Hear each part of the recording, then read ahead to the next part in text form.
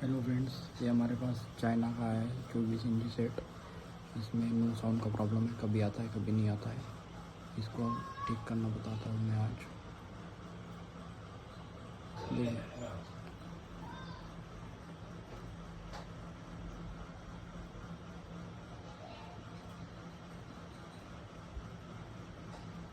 देखिए अभी no sound में है। मैंने इसको चेक किया है, एक चिन वाला ओपन था। देखो Cricket fever will continue in Maharashtra once we play a Puneri Bappa in the upcoming Maharashtra Premier League starting on 2nd sound कम हो जाएगा, तो हम इसे डायरेक्ट जंपर कर देंगे, हमारा प्रॉब्लम सॉल्व हो जाएगा। यहाँ पे 12 वोल्ट होना डायोड पे।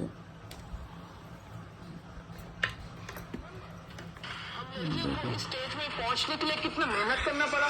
Yes, Chulam, that's why I'm so glad that today our youngsters are getting a stage as big as the Bengal Pro T20 League. 7 volt आ रहा है, इधर भी 12 वोल्ट होना, तब हमारा आवाज़ क्लियर आएगा। कम हो गया आवाज़।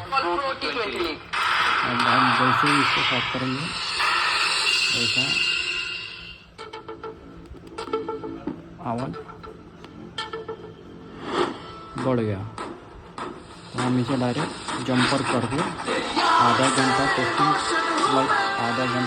पे लगा देंगे।